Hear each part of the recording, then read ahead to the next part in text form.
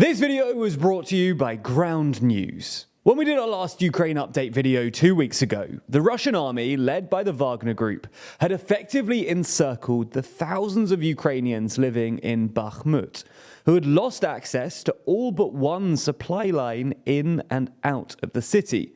Since then, though, the situation has deteriorated further. They've been forced to retreat over the Bakhmut River, and Wagner advanced into the western suburbs on Tuesday evening. The silver lining for the Ukrainians, however, is that Wagner's advances in Bakhmut have apparently emboldened Prigozhin, who's basically said that he wants Wagner to become an independent army outside of Russian command. So in this video, we're going to take a look at what's happened in Bakhmut since our last video, why Zelensky is still refusing to retreat, and what might happen next. Okay, so as I mentioned a moment ago, in our last Ukraine update video, we told you that the Russians had almost encircled Bakhmut. 3 out of the 4 main roads in and out of the city were under Russian control. And just a few days after we released that video, the Ukrainians were forced to retreat over the Bakhmut River. At the time, Prigozhin said that Wagner had basically surrounded Bakhmut and advised Zelensky to retreat while he still could. And with the Russian advance gaining momentum, many Ukrainians and Ukrainian allies really did start advising Kyiv to retreat from the city.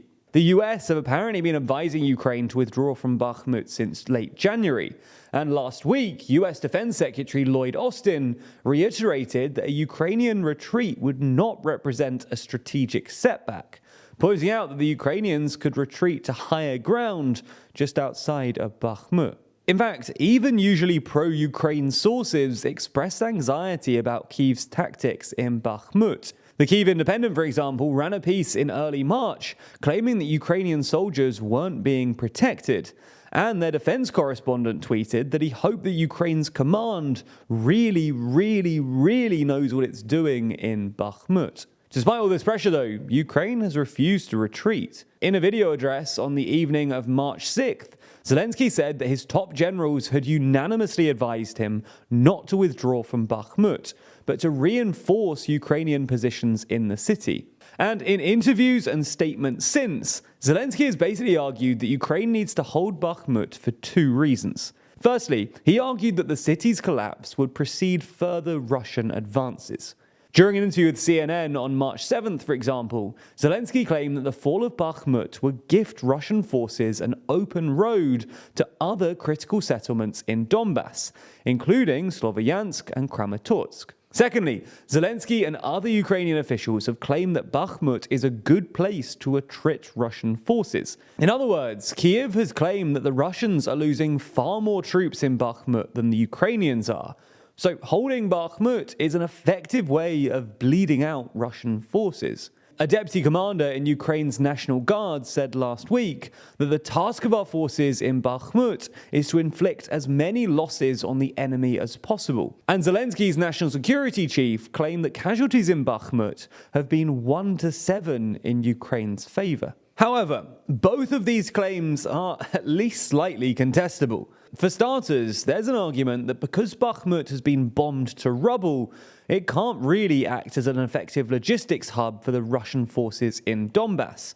So it's a bit of an overstatement to say that Russian forces would have an open road to Sloviansk and Kramatorsk. Secondly, some analysts have pushed back against the idea that Bakhmut is a good place for the Ukrainians to attrit Russian forces. While defending urban areas like Bakhmut is normally a good way to attrit attacking forces, especially when they're using human wave attacks like the Wagner Group are, there are reasons to think that the Ukrainians will be better off attriting Russian forces in different places. That's because now the Russian forces are in the city and most of it has been bombed to bits. Bakhmut doesn't give Ukraine's defenders the same advantage as other urban settlements, which would have better cover and aren't encircled. On top of that, Wagner has basically used untrained convicts in their offensive in Bakhmut. So even if the Ukrainians are causing significant casualties, they're not high-value targets like Russian special ops. Now, it is possible that the Ukrainian army is using Bakhmut to distract the Russians while it prepares for a counteroffensive elsewhere. But in all honesty, the most likely explanation seems to be that while Ukraine's high command might genuinely believe that Bakhmut has strategic value, they're probably at least as anxious about its symbolic value.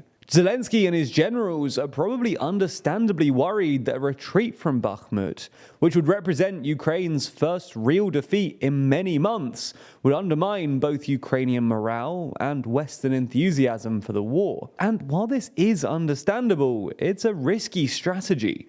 Because if Bakhmut does end up falling, then the Ukrainian high command will have to explain and take responsibility for all of the extra losses incurred by their refusal to retreat earlier. A few days ago, though, it did look like Kiev's gamble might have paid off. That's because after the Ukrainians retreated across the river, they blew up all bridges crossing it. And as a result, the Russian encirclement seemed to stall.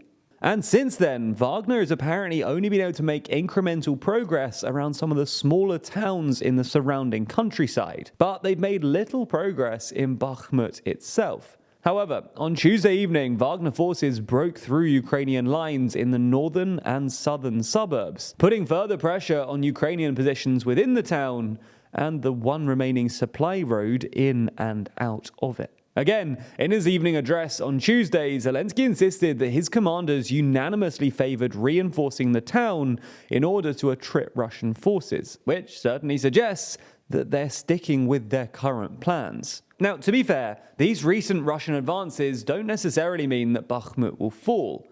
If we've learned anything from the war thus far, the Russian army is liable to cock-ups. However, if it does fall with thousands of Ukrainians still in the city, that would be a strategic disaster for the Ukrainian army, and might even put real political pressure on Kyiv to explain why they didn't take the opportunity to retreat earlier.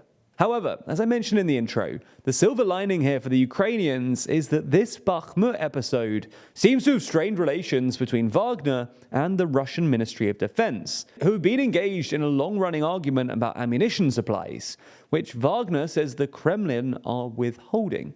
In fact, earlier this month, only a couple of days after his triumphant claim about Bakhmut's imminent collapse, Prigozhin once again claimed that the Russian army were limiting ammunition supplies to Wagner. And perhaps more embarrassingly, the Ukrainian military released a video of 2 Wagner soldiers sent out to fight with wooden sticks. However, Wagner's success in Bakhmut seems to have emboldened Prigozhin, because just a couple of days ago, he issued a thinly veiled threat to the Kremlin, warning that after the capture of Bakhmut, he would turn Wagner from a private company into an army with an ideology. This is a pretty stunning claim, and it basically implies that Wagner has had enough of listening to the Kremlin. Now, this will have gone down very badly in Moscow, and it'll be interesting to see how Putin responds. More significantly, how it impacts any future Russian offensives in Donbass. So we don't yet know what this means for the war or for Russia's efforts. But if you do want to follow along with what's happening to Wagner and the conflict more generally, the best place to do that is with ground news. Now, we all know that algorithms work behind the scenes to determine the information that we see online. So Ground News was created to give you access to as many diverse perspectives as possible. That makes Ground News a website and app which can help you actively burst your media bubble. It lets you compare how breaking news stories are being covered across the political spectrum. For every news story, you can see the number of sources reporting, as well as the political bias of those sources.